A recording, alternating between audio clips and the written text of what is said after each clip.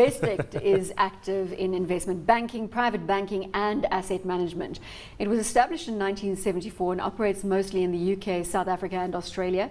It recently announced a deal to sell part of its asset management business to staff. Investec has a combined market cap of 56.5 billion rand, a price to earnings ratio of 20 and a dividend yield of 3.7%. Paul, I know that you are particularly interested in the sale of some of its asset management business to staff. Look, when you say it's got a combined asset management market cap, rather, that's because of the Investec London and here. Globally, I think people know it really put its wings out in the late 90s and last part of the 2000s, and then took a bit of a hit in the financial crisis because people didn't like far-flung investment banks, they didn't like the risk profile and so on. So it's underperformed its peer group, which are the sort of South African banks, I guess you could say, but you know, it's been a tough time for banks globally. This transaction, though, that you're referring to, for me, Investec Asset Management is the best part of Investec by far. Why? Annuity revenues. Hendrik de Tooy done such a great job. They've got 70 billion pounds, which is like R1 trillion under management globally.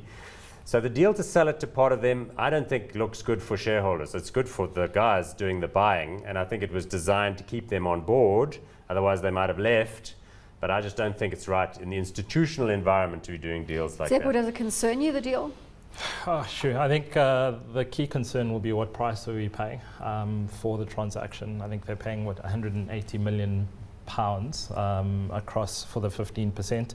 It is the gem of the group, so it's never nice to lose part of the gem, but I think it's a good retention strategy. It is. You have to admit that. And to be fair, given the business strategy, they do elevate portfolio managers quite highly, and if you were to lose one or two of them, that could potentially mean serious asset flows going out of the business. So I understand. I'm probably not quite as bearish as Paul is on this, but I understand the transaction. Yeah. Paul, the share price hasn't done badly of late. A slight pullback right now as we are seeing. But at the end of the day, are we still seeing value, much more upside potential to Investec? Look, all of the banks globally, from the largest JP Morgan to the smallest operator in the third world, got punished in 08-09 because the business model was put at risk. Regulatory pressures have tightened, all sorts of cowboy activities that banks engage in, making money from money, lending, borrowing. This Basel III, they're not even going to be able to sort of do private equity deals anymore. All the trading against your customer, hiding the profits, declaring losses when it suited you to depress profits, all of that is under increased scrutiny. So I think investors went off this whole group of global stocks. Now they're beginning to concede that the earnings are quite strong, risk levels are down.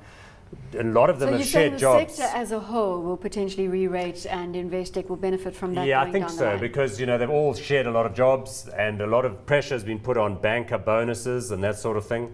So anybody involved with investment markets has had quite a lot of the pips squeezed out. But from here, do they do exceptionally well? I'm not sure. I think Investec's got some great people. They've got businesses here in South Africa, Australia and the UK that are good and solid.